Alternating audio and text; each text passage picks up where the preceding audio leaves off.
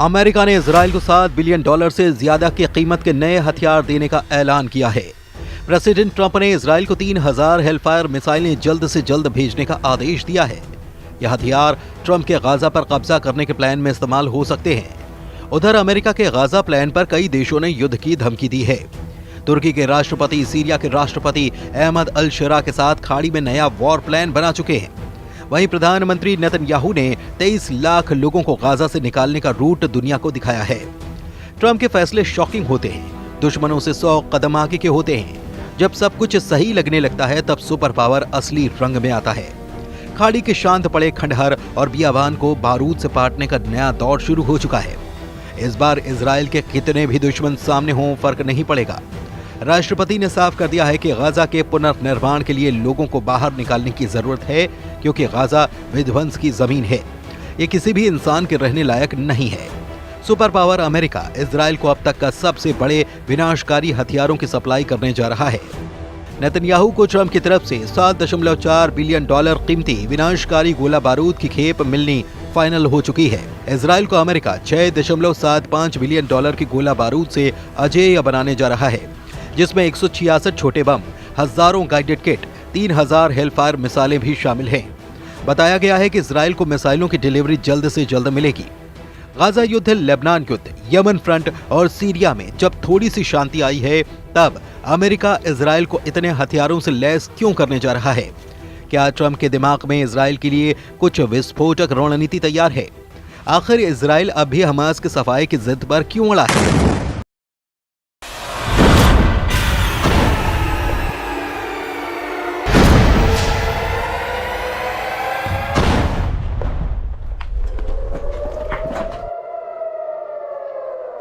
Netanyahu का mission नकबा क्या है?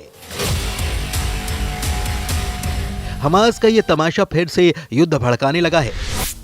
इजराइल के बंधकों के रिहाई को ग्रैंड शो की तरह पेश कर रहे हमास लड़ाकों को इजराइल से जड़ समेत उखाड़ फेंकने का मिशन ऑन कर चुका है। इजराइल की सेना हमास और सभी फिलिस्तीनियों को गाजा से मार भगाने का रोड मैप बना चुकी है। हमास के खात्मे तक इजराइल युद्ध खत्म नहीं करने वाला। जिन्हें शक है वो पीएम नेतन्याहू की नई धमकी को सुन सकते हैं।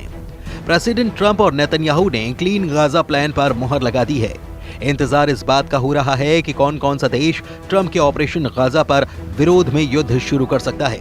फिलहाल जिन देशों ने ट्रंप और नेतन्याहू को वार्निंग दी है, उनके नाम भी जान लीजिए। इजराइल को युद्ध में बराबर की टक्कर देने की ताकत रखने वाले तुर्की के राष्ट्रपति एर्दोआन ट्रंप के गाजा प्लान के सबसे बड़े विरोधी बन रहे हैं। एर्दोआन की तरह अमेरिका का दोस्त माना जाने वाला सऊदी अरब भी गाजा को खाली न करने के पक्ष में हुंकार भर चुका है। ट्रंप के गाजा प्लान पर जॉर्डन ने नाराजगी जताते हुए इस प्रस्ताव को सिरे से खारिज कर दिया है। मिस्र के राष्ट्रपति अब्दुल फतेह अल सीसी ने कहा कि ट्रंप की योजना अंतर्राष्ट्रीय कानून का एक गंभीर उल्लंघन है। वेस्ट बैंक की सत्ता पर काबिज फिलिस्तीनी अथॉरिटी के नेता महमूद अब्बास ने भी गाजा के लोगों को विस्थापित करने की किसी भी परियोजना की निंदा की है। अमेरिका से सभी मामलों में अलग स्टैंड लेने वाला ईरान भी ट्रंप के गाजा प्लान के खिलाफ मोर्चा खोल चुका है। सऊदी अरब के विदेश मंत्रालय ने साफ किया है कि फिलिस्तीन के मुद्दे पर किंगडम अडिग है। ये स्टैंड किसी बातचीत से नहीं बदलेगा। सऊदी किंगडम फिलिस्तीन की वैधता के उल्लंघन का जोरदार विरोध करता है। इजराइल की फिलिस्तीन पर कब्जे की प्लानिंग और जमीन हड़पने की कोशिश नाकाम कर दी जाएगी। जिधर सऊदी अरब है, उधर अरब लीग के 22 देश रहते हैं। जिधर ईरान है, उधर शिया बाहुल्य ज्यादातर मुस्लिम देश रहते हैं। खाड़ी मुल्कों ने नए ताकतवर लीडर के तौर पर उभरे कमांडर जुलानी उर्फ अहमद अल शरा तो साफ साफ अपनी मौजूदगी दर्ज करा रहे हैं। तुर्की के राष्ट्रपति से अहमद अल शरा की बातें और मुलाकातों का सिलसिला आगे बढ़ता ही चला जा रहा है। मतलब ये कि गाजा युद्ध की जिस चिंगारी को ट्रंप ने भड़काया है, वो अगर बारूदी बवंडर में तब्दील हुई तो इसराइल के खिलाफ कम से कम 52 देशों की सेना युद्ध में सामने हो जाएगी। ऐसे में सवाल है कि क्या भारी विरोध के बाद ट्रंप बैकफुट पर जा सकते हैं? क्या नेतन्याहू गाजा पर रुख पलट सकते हैं? फिलहाल तो इसके कोई आसार नहीं नजर आते। इजराइल ने ट्रंप की घोषणा के बाद गाजा की सफाई का ड्राफ्ट भी बना लिया है। इजराइल डिफेंस फोर्स ने गाजा खाली कराने का पूरा रूट नेतन्याहू को दिखा दिया है। इजराइल के एक अधिकारी के मुताबिक डोनाल्ड ट्रंप के प्रस्ताव के बाद एक एक्शन प्लान भी तैयार करने का आदेश दिया गया है।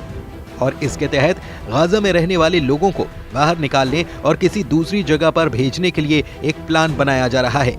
इस दौरान गाजा का पुनर्निर्माण किया जाएगा। हालांकि इजरायली अधिकारी ने फिलहाल ये साफ नहीं किया कि अगर गाजा से लोगों को बाहर निकाला जाता है तो फिर उन्हें कहां भेजा जाएगा, लेकिन जो बातें पता चली हैं उससे कुछ रूट की जानकारी के संकेत मिल रहे हैं।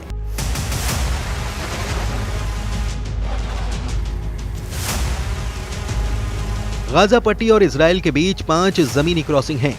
शुरुआती योजना के मुताबिक इन 5 पॉइंट से गाजा पट्टी के लोगों को बाहर निकाला जाएगा।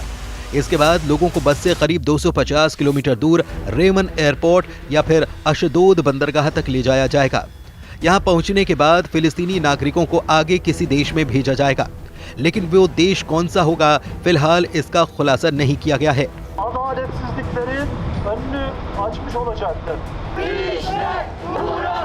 प्रेसिडेंट ट्रंप ने जिन देशों के नाम बताए थे उन्होंने इस पूरे प्लान को गाजा के लिए खौफनाक बता दिया है, यानी कि मिस्र और जॉर्डन गाजा के एक भी आदमी को अपनी जगह नहीं देने वाले।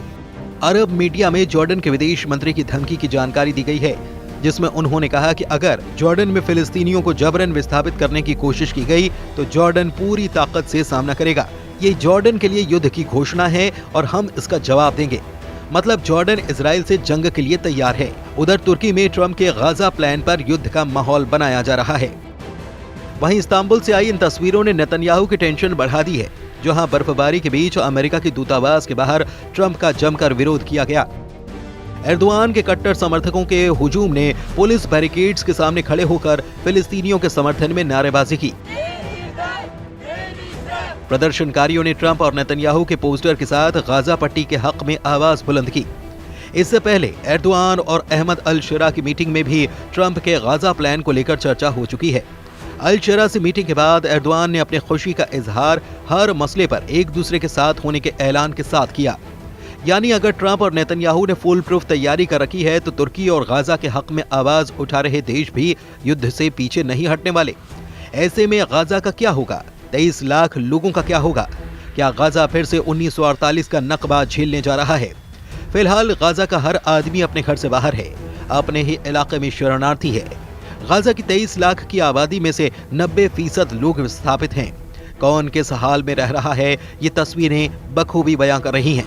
खान यूनिस के इलाके में हजारों लोग अस्थायी टेंट में रहने के लिए मजबूर हैं। तेज हवाएं और बारिश इन तंबुओं को उखाड़ती हैं, नुकसान पहुंचाती हैं, लेकिन लोग फिर जैसे तैसे मरम्मत करके उन्हीं में रहने के लिए मजबूर हैं।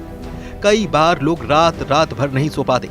युद्ध विराम के बाद भी बमबारी यहाँ बंद नहीं हुई। भूखमरी और मौसम की मार ने गाजा को मृत्यु लोक में तब्दील कर दिया है। फिर भी लोग अपनी जमीन से बेदखल होने के लिए तैयार नहीं हैं। 77 बरस पहले जैसी तबाही गाजा ने झेली, सब कुछ वैसा ही फिर से होने का खौफ यहाँ पर पसरा हुआ है। अमेरिका का गाजा में बढ़ता दखल कई खाड़ी मुल्कों की तबाही का सबब भी बन सकता है। इजराइल के लिए हर लिहाज से अब माहौल मन मुताबिक है। ट्रंप से व्हाइट हाउस में मीटिंग के बाद नेतन्याहू पूरी तरह कॉन्फिडेंस में लौट आए हैं। अमेरिका से लौटने के बाद नेतन्याहू ट्रंप के प्लान पर जल्द से जल्द अमल करना चाहते हैं। अब जब उन्हें 10 साल तक युद्ध लड़ने के हथियार मिल रहे हैं तो नेतन्याहू किसी के आगे आखिर झुके भी क्यों? लेकिन तुर्की इस पूरे समीकरण को बिगाड़ने का मादा रखता है।